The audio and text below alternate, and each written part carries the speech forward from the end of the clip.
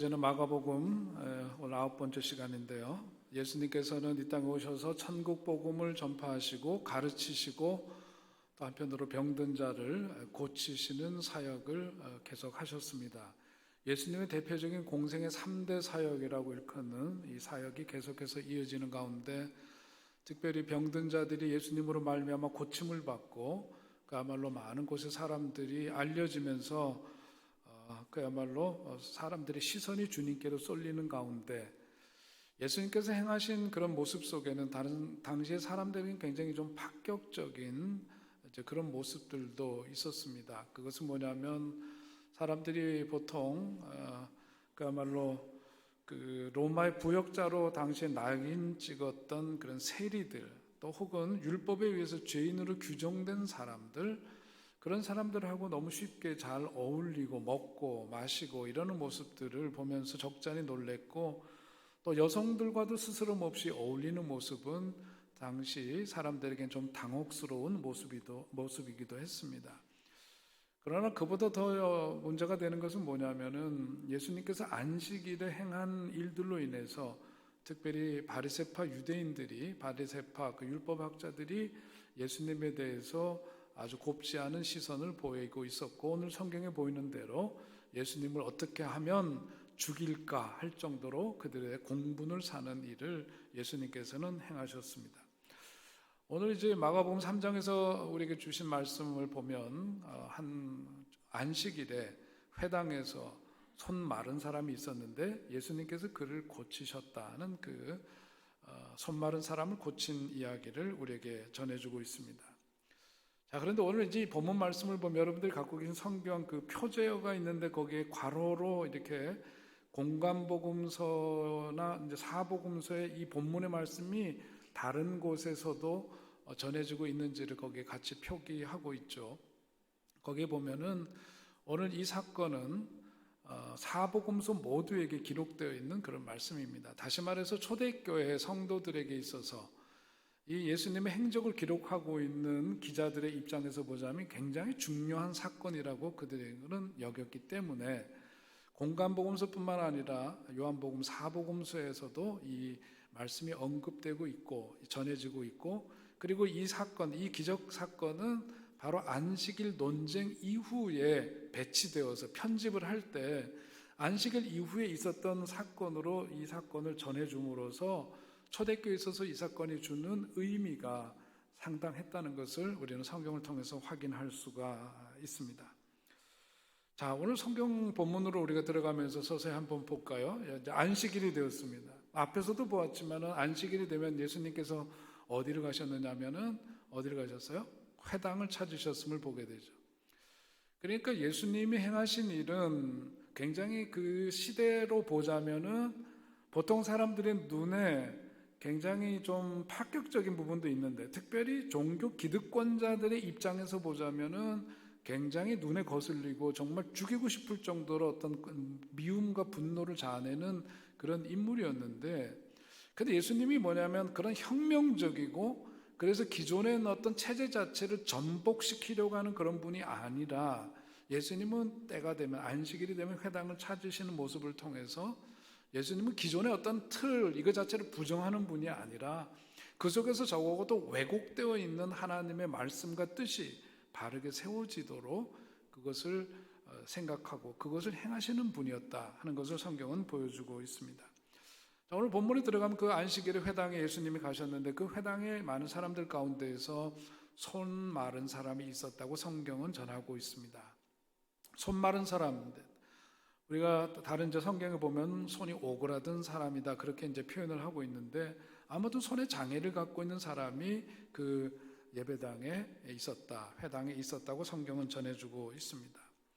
그의 손이 불편하고 장애를 가졌다라고 하는 것은 오늘 현대 사회에서도 누군가 장애를 갖고 있으면 신체적인 장애를 갖고 있는 사람을 편견을 가지고 바라보고 때로는 혐오의 대상으로 생각하는 경우들이 허다한데 예수님 당시로 보자면 이렇게 장애를 갖고 있는 사람이 그 예배를 드리는 공간에 함께 있다라고 하는 것은 굉장히 그것은 보는 사람들의 눈살을 찌푸리게 한다든지 다른 사람들에게 그야말로 이렇게 환영받지 못하는 모습을 그 모습으로 나타나고 있음을 보게 됩니다. 무엇보다도 이 손마른 사람의 삶이 참 힘들었을 거예요. 그죠? 어딜 가나 사람들이 어떤 편견을 가지고 대하고 있다는 것. 다시 말해서 한마디로 얘기하면 인간다운 삶을 살기에 어려움을 겪고 있는 그런 삶의 상황이었다고 볼 수 있습니다. 좀 더 구체적으로 우리가 영적인 상상력을 가지고 그 예수님이 가셨던 안식일 그 회당 속으로 한번 우리가 들어가 보면 그 손마른 사람이 오늘 우리 같은 이런 회당에 예배당에 사람들이 모여서 예배를 드리기 위해서 모였는데 아마도 그 손마른 사람은 자신의 손을 감춘 채 어디 한쪽 구석에 다른 사람들이 가능하면 눈에 띄지 않는 곳에 웅크리고 있었을 거라고 생각해 볼 수 있죠.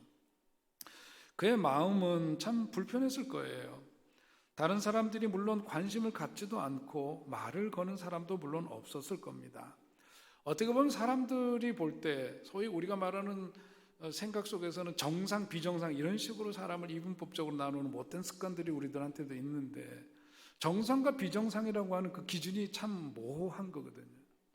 근데 적어도 스스로 정상이라고 생각하는 사람들은 그런 사람들이 예배당에 들어오는 것을 불편하게 여겼을 거예요. 더군다나 유대인들은 과거에 그 성전이라고 하는 형태가 있으면 성소가 있고 그 앞에 남자들의 뜰이 있고 여자들의 뜰이 있고 그 다음에 이방인의 뜰이 있는 정도로 하나님 앞에 나아갈 때도 철저하게 이렇게 그 차별을 두고 있는 그것을 너무나 당연하게 여기던 그 시대로 보자면은 바로 이 회당에서 그 손이 오그라든 사람이 느껴야 될 그 불편한 그런 마음 이런 것들은 우리가 쉽게 상상해 볼 수가 있을 겁니다. 자, 그런데 오늘 이 회당에서 안식일에 예수님께서 그 손 오그라든 사람을 보시고 그를 고쳐주신 이야기인데 어떻게 하시나요? 성경을 보면 가장 먼저 주님께서 행하신 일은 그 회중들 가운데서 그를 일어서게 하시고 한가운데서 일어서게 하셨다고 성경은 전해주고 있습니다. 한가운데 일어서라 3절에 나오는 말씀이죠. 그러니까 오늘 우리는 그가 갖고 있는 손에 장애를 갖고 있는 그 사람인데 예수님께서 왜 그를 치유하시는데 왜 사람들 가운데로 나와서 일어서게 하셨을까? 그것을 주목해야 합니다. 그것은 달리 말하면 그 사람이 안고 있는 문제는 단지 육신적으로 육체적으로 장애를 갖고 있는 것만이 아니라 예수님은 항상 그 치유의 역사를 통해서 죄사함의 은혜를 선포하신다든지 등으로 그 사람의 전인적인 구원을 이루시는 예수님이시기 때문에 예수님께서 한가운데서 그를 일어나라고 말씀하신 것은 그가 갖고 있는 내재적인 문제가 무엇인지를 내포하고 있다. 그렇게 우리는 보아야 하죠. 자, 몸이 물론 불편합니다. 이건 어딜 가는 사람들의 눈에 띄는 거 이것만 하더라도 다른 사람들의 시선을 의식하는 거 굉장히 불편하고 마음이 편치 않는데 그럼에도 불구하고 회당 안에 와 있다라고 하는 것은 뭐냐면 그만큼 그의 삶이 어떻다는 걸까요? 절박하고 사람들의 눈길이 그렇다면은 저만 하더라도 누가 싫어하는데 가고 싶지가 않거든요. 근데 회당에 가면 사람들이 어떻게 자기를 볼지 뻔히 알면서도 그곳에 와 있다라고 하는 것은 그 시선을 의식하는 것보다 더 하나님이 절실했기 때문이고 하나님이 필요했기 때문이고 하나님께 의지하지 않으면 안 되는 삶의 형편이 그에게 있었기 때문일 거예요. 자, 그런데 오늘 주님께서는 사람들 가운데서 한가운데서 일어서라. 여러분 부끄러움이 있고 자신감이 없고 위축되고 마음이 쫄보처럼 이렇게 쫄아있는 상태에서 다른 사람들 앞에 서는 일이 쉬워요, 어려워요? 어려운 일입니다. 다시 말해서 예수님께서 지금 사람들 가운데서 그를 일어서게 하신 것은 손의 장애뿐만 아니라 문제는 뭐냐면 그의 위축된 삶을 사람들 앞에서 세워주기 위해서 그를 세우셨다고 보아야 하는 거죠. 그렇습니다. 오늘 우리가 살아가면서 오늘 이 손마른 사람의 이야기를 통해서 보게 되는 것은 이 손마른 사람이 갖고 있는 의미는 다른 것이 아니라 그야말로 그 마음속에 사람들 앞에 당당히 설 수 없도록 위축된 마음, 오늘 우리들이 흔히 쓰는 언어로 바꾸면 그게 뭐예요? 열등감이라고 하는 겁니다. 열등감이죠. 우리들을 괴롭히는 감정들이 여러 개가 있어요. 우리들을 괴롭히는 감정이 여러 개가 있는데 그 가운데 하나가 바로 열등감이라고 하는 거죠. 열등감은 우리를 늘 우울하게 만들고 또 어둡게 만듭니다. 열등감은 어떤 결과를 얻어도 기쁨과 행복을 맛보지 못하게 하는 일종의 쓴 뿌리와도 같고 쓴 풀과도 같은 그런 것이 바로 열등감이라고 하는 거죠.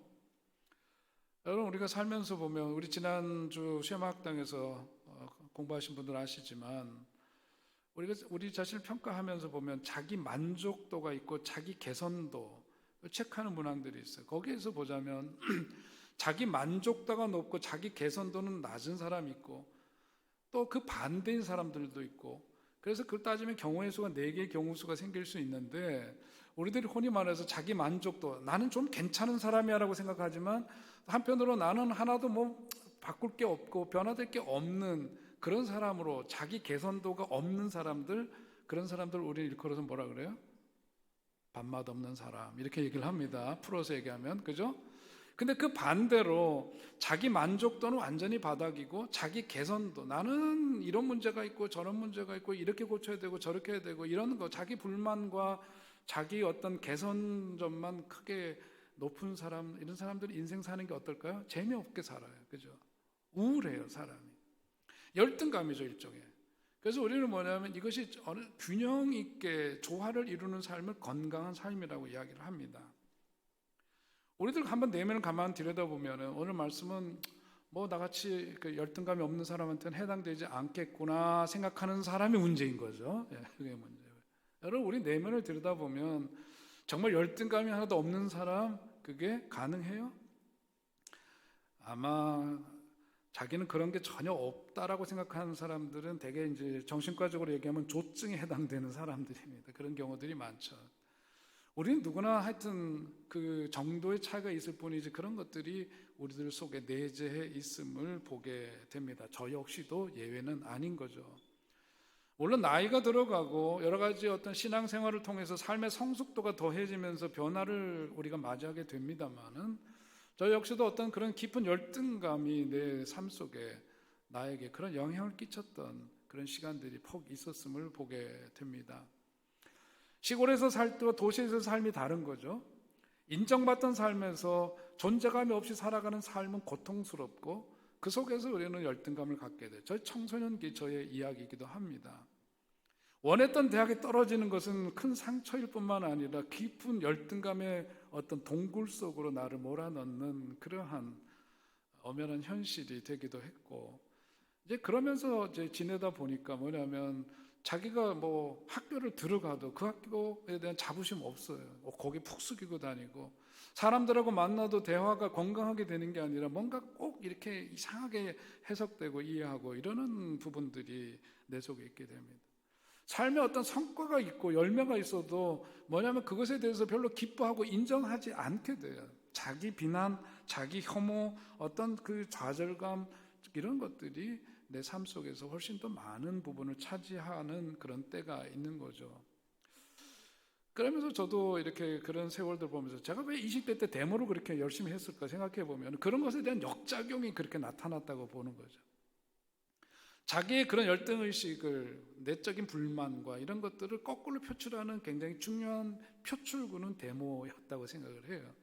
물론 어떤 사회의식을 갖게 되고 사회가 공부를 하면서 세상을 보는 눈이 띄어지면서 그런 것도 있었지만 거기에 어떤 에너지를 불어넣었던 것은 내 열등감이었구나, 그런 것을 인정하게 됩니다. 그러나 그 이후에 이제 그 상황들을 보면은 제 삶에 어떤 새로운 전환기에 들어서게 됐던, 마음의 전환을 이루게 됐던 것은 뭐냐면 임상 목회를 하면서였어요. 병원에서 환자들을 대하고 환자들하고 나눴던 대화록을 만들어서 그 슈퍼바이저, 지도하시는 분에게 이제 가져가면 그분이 이제 그 환자와 나눈 대화를 분석하면서 내 안의 문제를 이렇게 보여주는 거죠. 이제 이런 과정을 거치면서 내가 나를 몰랐던 그런 삶에서 내가 보이기 시작하고 내 문제가 무엇인지를 비로소 보이게 되는 거죠. 다 일일이 고백할 수는 없지만 그런 어둠을 만나게 되는 거예요. 그러다가 이제 안수를 받고 첫 번째로 파송받은 시카고 대학 교회에서 내가 정말 열등감 속에 미워했던 사람들, 서울대 출신들, 80% 교인들이 다 서울대 출신이고 공부 기가 막히게 잘하는 사람들, 그 사람들이 온 회중일 때 그들을 만나면서 목회하는 것은 저에겐 굉장히 고통스러운 일이었는데 목사기 때문에 할 수 없이 해야 되는 일들이 있어요. 신방이죠. 이번 봄철 대신방 할 수 없이 가는 건 아닙니다. 요즘 집 청소하느냐고 매부 바쁘시다는데 제가 그래도 꼭 열어볼 때는 열어볼 겁니다. 여러분 잘 준비하시고 집 준비하세요. 신방을 하죠. 사람들 만나서 이야기를 나누고 목사기 때문에 할 수 없이 한 거예요, 사실은. 그런데 이야기를 나누고 친해지고 이러면서 보니까 이분들이 갖고 있는 마음속에 자기 이야기를 열어놓는 순간 공부 잘하면 열등감 없는 줄 알았는데 공부를 기가 막히게 하는 사람들인데 그 속에 있는 상처도 많고 아픔도 있고 열등감도 많고 우월의식을 가장한 그 열등감을 보게 되면서 저는 인간 이해를 다시 하게 되었어요. 그러면서 저를 보게 된 거죠. 저는 사실은 목회를 하면서 제 자신이 깨어지고 내 삶을 들여다보기 시작을 했는데 저는 그것이 결국은 뭐냐면 하나님이 서호석이라고 하는 이 한 사람을 개조해 나가고 변화시켜 나가는 일련의 하나님의 어떤 계획이었다. 그런 생각을 갖게 됩니다. 이런 경험들을 갖게 하는 거죠. 만나게 하는 거죠. 목회 현장 속에 쑤셔 넣어가지고 그 속에서 피할 수 없게 그것을 만나게 하고 대면하게 하는 과정을 통해서 결국은 뭐냐면 나를 보게 되고 그러면서 사람에 대한 이해를 새롭게 하게 되는 과정이 나에게 있었던 겁니다. 여러분 우리가 인생 살면서 그렇습니다. 저뿐만 아니라 여러분도 감추고 싶은 어떤 섀도우, 그림자가 있고 어둠이 있고 그렇습니다. 자기는 의식하지 못하지만은 어떤 내 속에 내재해 있는 열등감, 그래서 그것이 자기도 모르게 작동되면서 관계 속에 그 불편함과 어려움을 야기시키는 그런 문제들을 안고 있죠.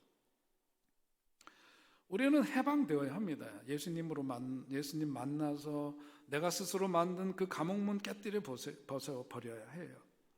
그런데 오늘 예수님께서는 그 깊은 어두움과 손이 오그라든 것도 문제지만 마음속에 그런 위축됨과 열등감 속에 있는 그를 불러내어서 사람들 가운데서 일어서게 하시는 거죠. 그러면서 회복의 길로 접어들게 하십니다. 자, 그리고 우리가 주목해야 될 또 다른 사람이 있어요. 또 다른 사람들이 있는데 그 사람은 어떤 사람들이냐? 오늘 본문 2절에 나와 있는 사람들입니다. 자, 그 2절에 있는 말씀을 보면 함께 읽을까요? 사람들이 예수를 고발하려 하여 안식일에 그 사람을 고치시는가 주시하고 있거늘 그랬습니다. 두 번째 유형의 사람인데 이 사람들은 뭐냐면 예수님을 주시하는 사람들이에요. 구체적으로는 바리새파 유대인들이고 바리새파 율법 학자들인데 그들은 뭐냐면은 오그라든 사람을 안식일에 예수께서 고치시는가 안 고치시는가를 주시했다, 지켜보고 있었다 이거죠. 어떤 뜻을 갖고 의지를 가지고 예수님을 지켜보고 있었다. 그렇게 성경은 전하고 있습니다. 오늘 성경은 우리들에게 육신의 손이 말라버리고 오그라들어서 고통 속에 살면서 마음이 위축되고 열등감 속에 살아가는 사람들이 있고 또 한편으로는 손도 멀쩡하고 생긴 건 멀쩡한데 또 한편으로는 뭐냐면 마음이 오그라든 채로 살아가는 사람들이 있다. 그들이 누구냐? 바리새파 유대인들이었다. 성경은 그것을 우리에게 들려줍니다.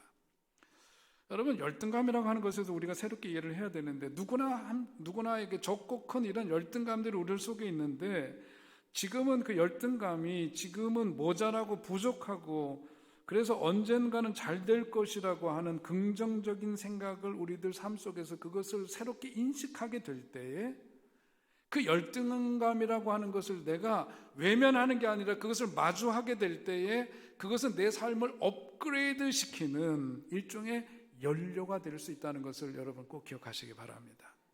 부정하지 마세요. 열등감 그건 나쁜 거고 내가 이렇게 피하고 싶고 모른 척하고 싶은 거지만은 그것을 만나야 해요. 그럴 때 내 삶에 그것이 오히려 굉장한 에너지로 연료로 작동되게 된다 하는 것을 알아야 합니다. 오늘 성경에 보면은 육신의 손이 말라버려서 그렇게 사는 사람들이 있는가 하면 또 한편으로 뭐냐면 겉은 멀쩡하지만 마음이 오그라들어서 그렇게 살아가는 사람이 대비되고 있습니다. 무엇이 더 큰 문제일까를 성경은 질문하고 있는 거죠. 오그라든 손을 갖고 있는 사람의 문제인가? 오그라든 마음을 지닌 채로 살아가는 사람의 문제인가? 그것을 우리들에게 묻습니다. 안식일에 손이 오그라든 사람을 고치시는 예수님의 마음, 그 마음이 오그라든 사람을 오늘 본문을 보니까 어떻게 이해를 못하는 거예요. 왜? 그들은 법이 중요한데 예수님은 그 안식일에도 그들을 고치는 그 마음이 오그라들어 있다 보니까 도무지 그 예수님의 그런 행위가 인정이 안 되고 그것을 제대로 볼 수가 없게 되는 거죠. 오그라든 마음은 우리로 하여금 어떻다는 걸 보여줘요. 오늘 본문은 주시하게 만드는구나. 주시하게 만든다는 거죠. 다른 사람들의 삶을 어떻게 하냐면은 이렇게 팔짱 끼고 지켜보게 한다. 어떻게 하는가 보자. 이렇게 하는 마음을 갖게 한다는 거예요. 그게 마음이 오그라든 사람의 모습이다. 성경은 그것을 보여주고 있습니다. 여러분, 그러니까 우리가 같이 교회 안에서 믿음 생활하고 또 가정이든 사회든 살아가면서 사람들하고 솔직하게 그냥 어울려서 자기 감정, 자기의 마음 이런 것들 나누면서 그냥 건강하게 살아가야 돼. 그게 건강한 거예요. 근데 어떤 사람들은 표현은 안 하지만 이러고 보는 사람들, 팔짱을 꼭 끼워서만이 아니라 마음의 팔짱을 끼고 보는 거죠. 오늘 예배 중에도 마음으로 팔짱을 낀 분이 있다면 여러분 팔짱을 내려놓으시기 바랍니다. 내 마음에 팔짱을 끼고 있다는 것은 평론가적으로 세상을 바라본다는 거죠. 평론가적으로 관객처럼 보는 거죠. 교회를 하면서도 어려움을 겪는 건 뭐냐? 뭔가를 하기 때문이거든요. 무슨 일을 하나님이 원하시고 교회가 계획한 일을 하기 위해서 하다 보니까 서로 갈등도 생기고 미움도 생기고 서로 또 즐거운 시간도 갖고 이러면서 부딪히면서 가는 게 우리들의 인생사인데 이런 사람들은 마음이 오그라들어 있는 사람들은 안 해요. 그러면서 멀리서 항상 평가해요. 지적해요. 판관 노릇을 하는 사람들이죠. 그런 사람들이에요. 답답한 인생들입니다. 오늘 예수님께서 행하신 이 사역의 현장 속에서 이 말씀을 주는 것은 뭐냐면 너네들이 진짜 몸이 불편하고 이런 게 문제냐, 너네들 마음이 오그라들어가지고 이렇게 돼 있는 게 그게 문제냐 생각해보라 그거예요. 오늘 그들을 향해서 예수님 말씀하십니다. 4절 시작. 안식일에 선을 행하는 것과 다시 소리 맞춰서 다시 시작. 안식일에 선을 행하는 것과 악을 행하는 것, 생명을 구하는 것과 죽이는 것 어느 것이 옳으냐? 예수님이 물으시는 질문이에요. 오늘 성경에 보니까 이 질문에 대해서 그들은 뭐예요? 말을 못합니다. 왜? 너무나 당연한 거니까. 사람이 적어도 인간의 탈을 쓰고 있다면 너무나 당연한 거니까 안식일에 악을 행하는 것과 선을 행하는 것 이 가운데서 어느 것이 더 좋으냐? 그것은 뭐 물어보나 마나의 이야기고 안식일에 지금 사람을 죽이는 것과 살리는 일 어떤 게 더 좋은 것이냐? 대답은 너무나 명백한 거죠. 안식일에 선을 행하고 사람을 살리는데 누가 무슨 말을 하겠느냐 말이죠. 예수님을 통해서 오그라진 손이 치료되는 것뿐만 아니라 중요한 것은 뭐냐면 오그라든 그 마음이 고침을 받아야 된다는 것을 성경은 우리들에게 일러주고 있는 것이에요. 오그라진 마음을 지니고 살아가면은 우리는 늘 팔짱 끼고 다른 사람의 삶을 이렇게 지켜보면서 인생 재미없게 살고 못되게 사는 인간 될 수밖에 없다. 그거 기억하라는 거죠. 오그라진 마음을 가지고는 결코 하나님이 원하시는 그런 일에 선뜻 참여할 수가 없다 그거예요. 마음이 펴져야 합니다. 오늘 제가 목회 수양에도 썼지만 우리 장로님 가정에서 참 큰 일을 하셨습니다. 너무 감사한 일이고 그러죠. 아마 이 일에 대해서도 어떻게 마음이 오그라든 사람은 있으니까 하지 뭐 이렇게 생각하는 사람이고 마음이 오그라든 사람들이 혹시라도 물론 없으시겠지만 행여라도 혹여라도 그런 마음을 혹시라도 스치듯이라도 지나간 사람이든 회개하셔야 돼요. 그렇지 않습니다. 여러분 우리 솔직하게 신앙생활 하면서 느끼는 거지만요. 하나님 우선으로 살고 하나님과의 도리 제대로 지키면서 사는 거 쉽지 않아요.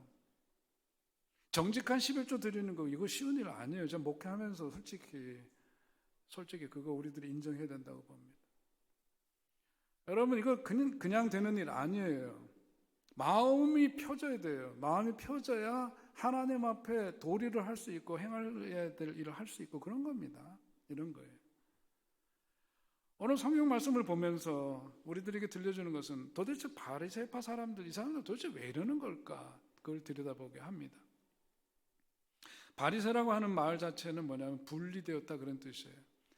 그들을 스스로 바리새인 파리시스, 이 바리새인이라고 칭하는 이유는 뭐냐면 그들은 율법에서 규정한 온갖 부정한 것으로부터 그것으로부터 구분되었다 이거예요. 부정한 것으로부터 구분되었고 율법을 모르는 그런 일반 사람들, 또 헬라의 문화 관습에 젖어 있는 그런 사람들과도 우리는 어떻게 구별된 사람이다 그런 뜻이죠. 이방인들과는 말할 것도 없이 그들과는 구별된 자신들, 그래서 그들을 일컫는 표현이 바리새인, 파리시스라고 하는 거예요. 우리말로 쉽게 보면 속세를 떠났다라고 볼 수 있어요. 그만큼 뭐냐면 하나님 잘 믿고 일반 사람들이 행하는 것과는 차별성 있는 신앙생활을 하겠다는 의지와 뜻이 그 속에 담겨져 있는 참 귀한 사람들입니다. 그런데 이것이 세월이 지나면서 어떻게 되냐면 그들은 정말 잊지 말아야 될 본질을 잊어버리게 된 거죠. 세상 모든 것들이 하나님의 법 아래 있어야 된다라고 하는 기본 원칙에 따라서 율법을 거스르는 모든 체제들을 반대해요. 그건 한편으로는 순수한 신앙에 입각한 것이긴 하지만 그러면서 뭐가 되냐면 사람이 보이지 않고 법만 남은 거죠. 율법이 중요해요. 율법을 주신 것은 하나님의 사람답게 살아가도록 하나님께서 주신 건데 거기서 사람은 빠지고 그 법 자체만 귀하게 여기게 되었고 그것이 오히려 사람들을 얼가하면은 올무가 되어버렸어요. 그게 바리새인들이 저질렀던 그런 그릇된 점입니다. 예수님은 차별하지 않고 사람들을 대했어요. 세리든 죄인이든 여성이든 뭐든 다 품고 함께 먹고 마시고 그들의 친구가 되고 그들을 대하면서 마음이 아픈 사람들, 몸이 병든 사람들 고쳐주시고 다 그렇게 대하셨지만 바리새인들은 뭐냐면 사람들을 보는 시각이 딱 두 가지죠. 하나는 죄인이냐 아니냐 이걸로만 보는 거예요. 저 사람들은 우리랑 상종해도 되는 사람이냐 아니냐 이런 두 가지 아주 이분법적인 단순함 속에서 세상을 바라보고 재단하는 그런 사람들이었어요. 오늘날에도 이런 일들이 가능합니다. 그래서 우리는 그것을 이끌어서 바리새인 컴플렉스라고 얘기를 해요. 바리새인 컴플렉스에 걸렸다라고 얘기를 합니다. 이게 뭐냐면 예수를 잘 믿으려고 하는 사람들에게서 쉽게 보일 수 있는 모습이에요. 왜냐하면 예수님 잘 믿기 위해서 기도 생활 열심히 하고 하나님 말씀 열심히 보다가 자기 마음을 갈다가 보니까 이게 어떻게 됐냐면 자기 마음을 잘 하나님 말씀으로 이렇게 다듬어 가는 게 아니라 더 나가서 그 가슴에 날이 서버렸어요. 자기 마음을 다듬다가 칼같이 시퍼렇게 자기 마음이 그렇게 돼버린 거예요. 그러다 보니까 뭐냐면 자기 자신보다는 다른 사람들에게 그 잣대를 가지고 다른 사람들을 재단하는 일, 정죄하는 일이 일상이 되었습니다. 판관이 되어버린 거예요. 자기도 역시 하나님께 수종두는 사람이고 하나님을 위해서 섬기고 쓰임받는 종이인데 그것을 망각하고 이제는 뭐냐면 그 법을 들고 다른 사람들을 판단하는 일에 서게 되었습니다. 왜 그들은 그렇게 되었을까? 이게 뭐냐면 남의 잘못을 잘 캐는 사람들, 그런 사람들, 열등감이 강한, 앞에서 얘기했던 이런 사람들 결국은 이렇게 된다. 자기 열등감을 숨기기 위해서 뭔가 포장하죠. 뭔가 열심히 있어 보이고 뭔가 기도 많이 하고 막 폼 잡고 그러지만 또 이래서 기도 많이 안 해야 되겠다고 생각하는 사람이 있으면 안 되겠습니다. 여러분. 그런 건 아니잖아요. 괜히 폼 잡고 이러면서 막 과시하고 이러는 게 뭐냐면 바리새인 컴플렉스에 걸렸다고 얘기하죠. 이런 사람들은 남도 망가뜨리고 자기 자신도 망가뜨리는 그런 병에 걸려 있다고 말할 수 있습니다. 내가 이 병에 걸려 있느냐 안 걸려 있느냐를 진단하는 기준이 있어요. 그건 뭐냐면 나의 잘못보다 남의 잘못이 항상 더 잘 보이는 사람, 요게 걸려 있는 거예요. 진단법은 이거예요. 속해서 밑줄 쫙 돼지꼬리 이렇게 해갖고 하는 거 있죠. 이거 중요하게. 여러분 스스로 이건 저도 포함해서 판단해야 돼요. 내 잘못보다 남의 잘못이 항상 더 민감하고 더 크게 보이고 더 빨리 알아차리게 되고 더 잘 보이고 그러면 내가 요 병에 걸려 있구나 알아차려야 합니다. 어저께 설교 준비하고 밤에 지난번 주중에 어디서 기사를 잠깐 봤는데 못 봤던 거 제가 장미란 팬이잖아요. 또 제가 팬이 여러 사람이에요. 장미란 선수 아시나요? 역도 선수 했던 장미란. 이렇게 반응이 없어서 얘기하지 말아야 되겠다. 뉴키즈인가 하는 프로에서 장면환 선수가 나왔다 그래서 제가 이제 찾아서 그거 봤어요. 그 장면환 선수 하는 부분 봤는데, 장면환 선수 오랜만에 매스컴에 나와서 역도 선수로만 알고 있던 그분이 정말 어떻게 지내고 있나, 교수가 됐다는 얘기는 어디서 본 것 같은데 어떻게 지내는지 궁금하기도 하고, 워낙 기독교인으로 신실하고, 제가 책이 좋은 사람들이라고 하는 걸 같이 이제 공동 대표를 맡아서 할 때 홍보대사 좀 해달라고 부탁했다가 거절당했나, 하여튼 뭐 그런 이력이 있어요. 직접 만난 적은 없는데 참 폭 괜찮은 분인 것 같아요. 어제 인터뷰를 하는데도 참 신나더라고요. 재밌는 얘기하는데 그분 이야기 속에서 제가 느낀 게 있어요. 2007년인가 그때 뭐 올림픽이 문제를 하는데, 거기 그때에 그 전에 세계 신기록을 새기고 장면환 하면 역도계에서 정말 신화적인 존재였죠. 근데 중국의 무상상, 이름도 발음하기 어려워요. 무상상인가 하여튼 그래요. 무상상이라는 그 여자 역도 선수가 출연하면서 소위 말해서 이게 내 한계구나 하는 걸 느꼈대요. 그래서 요즘 쓰는 표현은 넘사벽이지, 넘을 수 없는 벽처럼 느껴졌답니다. 넘을 수 없는 벽처럼 느껴졌던 그 선수와 그 2007년도인가 이제 그 경기에 같이 임하게 됐는데, 대진표를 쭉 보면서 마음속에 생긴 게 뭐냐면은 무상상, 최고의 적수, 그리고 자기가 넘지 못할 산 같은 존재. 마음속에, 이분이 기독교니까 기도를 그렇게 했나 모르겠습니다만은 떨고라 이런 마음이 들었대. 떨고라가 뭔가 했더니 제발 실수해서 떨어져라 이런 마음이 들었다는 거예요. 아마 경기에 임하는 선수들 대부분 다 아마 그런 마음을 갖겠죠. 자기보다 실력 있는 사람이 좀 떨어지길 바라고, 그래야 내가 이기니까. 자기도 여지없이 떨고라 그랬는데 어느 순간인가 자기 자신이 부끄러워지기 시작했대요. 그런 마음을 가지고 상대방이 실수해서 떨어져서 자기가 다시 그 영화로움을 되찾고 싶은 그 마음이 부끄러워졌다는 거죠. 그래서 마음을 바꿔 먹었대요. 무상상, 너는 네가 준비한 것을 다 해라. 나도 내가 준비한 것 다 하겠다. 이런 마음을 가졌다는 거죠. 너는 너의 최선을 다하고 나는 나의 최선을 다하마, 결과는 모르는 일이지만 그냥 승부를 떠나서 너는 너의 최선을 다하고 나는 나의 최선을 다하겠다 그랬는데, 그 넘사벽으로 여겨졌던 무상상을 꺾고 자기가 세계 최고가 된 거예요. 장면환이. 그 밤에 잠을 이룰 수가 없었대요.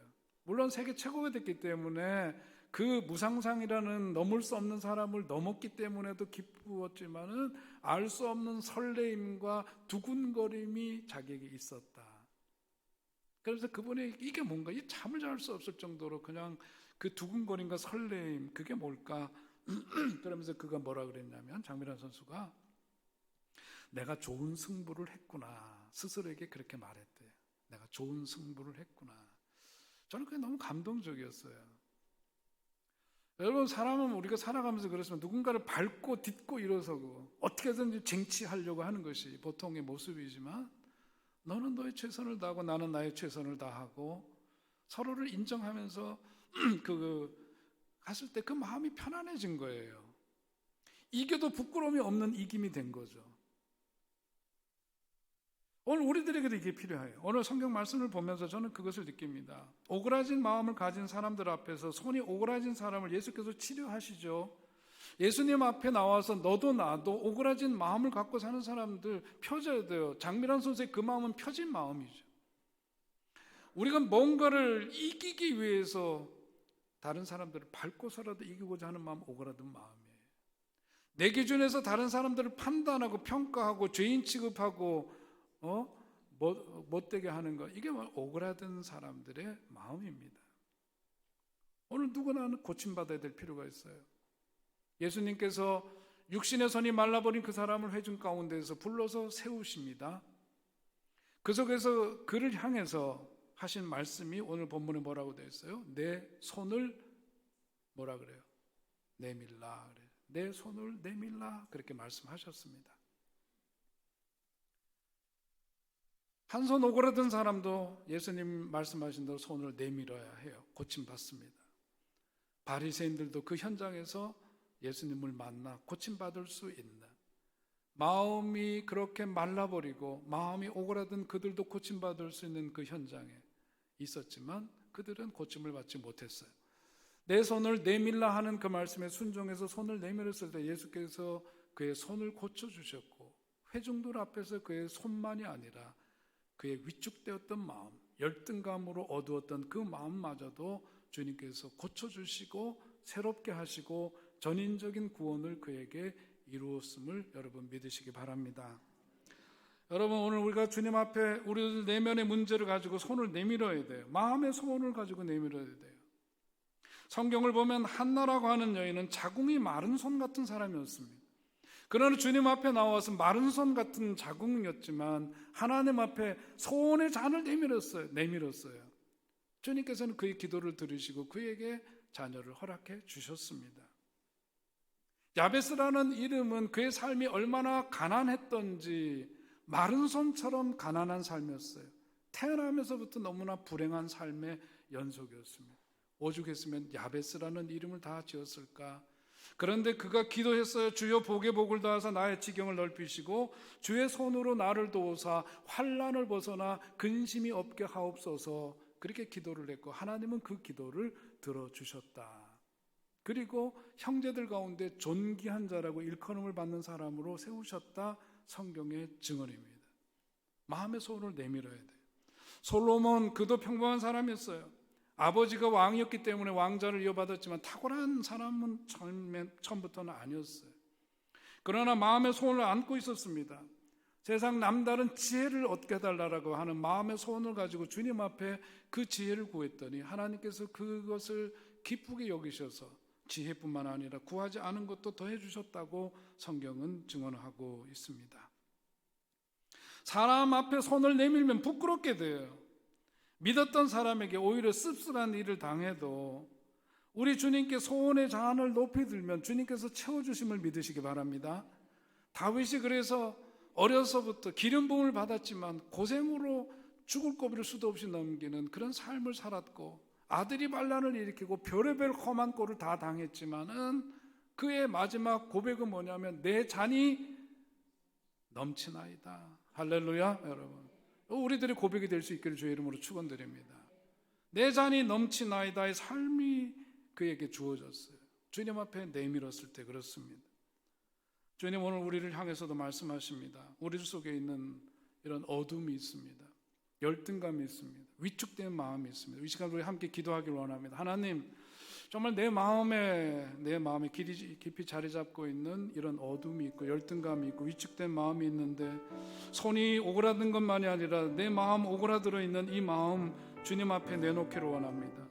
내 민손 붙들어 주시고 내 민손 고쳐 주시고 내 민손 마음의 잔 위에 주님께서 채워주신 그 은혜를 힘있기를 원합니다. 하나님,